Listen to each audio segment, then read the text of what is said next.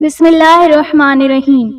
جب بنی اسرائیل میں نفرت، حسد اور مساکین پر ظلم بڑھنے لگا تو اللہ تعالیٰ نے حضرت عیسیٰ علیہ السلام کو ان کے لیے منتخب کیا۔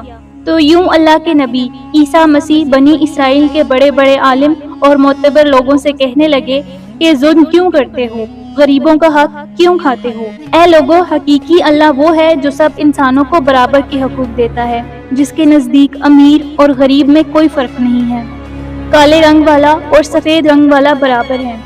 لوگ حضرت عیسیٰ علیہ السلام کا مذاق اڑانے لگے اور پھر اللہ کے نبی اللہ کی نشانیاں زمین پر ظاہر کرنے لگے۔ آپ کو مسیح اس لیے کہا جاتا ہے کیونکہ مسیح کثرت سے زمین پر سیاحت کرنے والا یا ہاتھ پھیرنے والا ہوتا ہے، کیونکہ اللہ نے آپ کے ہاتھ میں شفا رکھی تھی۔ آپ نابینا کی آنکھ پر ہاتھ پھیرتے تو وہ دیکھنا شروع کر دیتا۔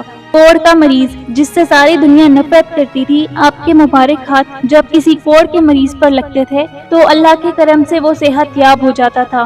آپ جب مٹی کے پرندے بنا کر آسمان پر پھینکتے تو وہ مٹی کے پرندے زندہ ہو کر اڑنے لگتے تھے، اور جب بھی آپ کسی مردے کے اوپر ہاتھ رکھتے تو وہ اللہ کے فضل و کرم سے زندہ ہو کر بولنے لگتا تھا۔ بنی اسرائیل کے لوگوں نے جب یہ معجزات دیکھے تو دن بدن آپ کی باتیں سننے لگے، آپ کو اللہ کا نبی تسلیم کرنے لگے۔ بس یہی ڈر اس وقت کے عالموں اور بادشاہوں کو کھانے لگا کہ کہیں ہماری حکومت ختم نہ ہو جائے، لوگ عیسیٰ مسیح کو اللہ کا نبی سمجھ کر بادشاہ نہ بنا دیں۔ تو بنی اسرائیل کے بادشاہ اللہ کے نبی حضرت عیسیٰ علیہ السلام کو قتل کرنے کی سازشیں بنانے لگے۔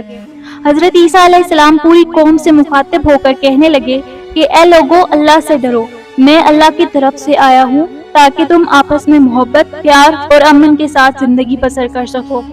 کچھ لوگ آپ پر ایمان لے آئے، کچھ لوگوں نے آپ کے ساتھ رہنا شروع کر دیا، اور کچھ لوگ وقت کے بادشاہ کے ساتھ آپ کو قتل کرنے کی سازش میں اٹھ کھڑے ہوئے۔ تاریخ نے لکھا ہے کہ آپ کے ساتھ 12 حواری تھے، لیکن ان میں سے بھی کچھ کا ایمان مکمل نہ تھا۔ اس بات کا فائدہ اٹھاتے ہوئے بنی اسرائیل کے بادشاہ اور عالموں نے ان حواریوں کو خریدنا چاہا۔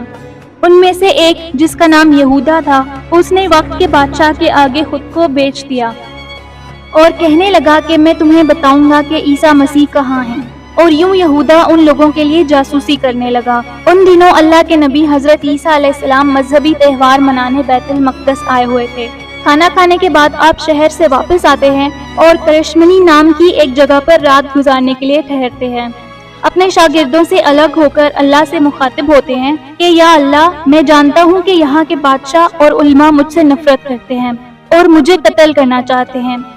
اے میرے خالق، میری مدد فرما اور مجھے ان کی شر سے بچا لے۔ بس اتنے میں جبریل امین اللہ کے حکم سے نازل ہوتے ہیں اور فرماتے ہیں کہ اے مریم کے بیٹے، اللہ فرماتا ہے کہ آج رات تجھے زمین سے آسمانوں کی طرف اٹھائے گا، تیرا رب تجھے ان لوگوں کے شر سے بچائے گا، اور وہ لوگ جنہوں نے تیری تعلیمات کو تسلیم کیا ہے، اللہ انہیں کافروں اور مشرک لوگوں پر فضیلت بخشے گا، اور قیامت کے دن اللہ اس اختلافات کا فیصلہ کرے گا۔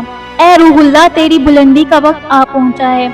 اور اللہ نے ایک عجیب معجزہ دکھایا اور یہودا کا چہرہ حضرت عیسیٰ مسیح جیسا بنا دیا، اور حضرت عیسیٰ علیہ السلام کو اللہ نے آسمانوں کی طرف اٹھا لیا۔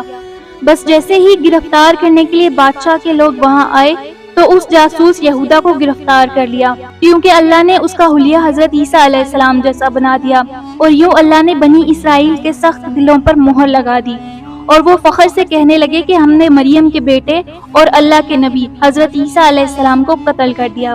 انہوں نے سمجھا کہ ہم نے حضرت عیسیٰ مسیح کو سولی پر چڑھا رکھا ہے، مگر سچائی تو یہ تھی کہ بنی اسرائیل اس معاملے میں غلط فہمی کا شکار تھے۔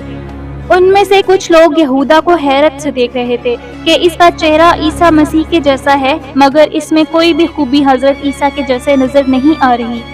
وہ بس اپنے وہم و گمان کی پیروی کر رہے تھے۔ حقیقت تو یہ ہے کہ حضرت عیسیٰ علیہ السلام کو انہوں نے قتل نہیں کیا تھا، کیونکہ اللہ نے حضرت عیسیٰ علیہ السلام روح اللہ کو صحیح سلامت آسمانوں کی طرف اٹھا لیا تھا، اور قیامت سے پہلے اللہ ان کو پھر سے ظاہر کرے گا اور دنیا کے نزدیک حق و باطل کو واضح کر دے گا۔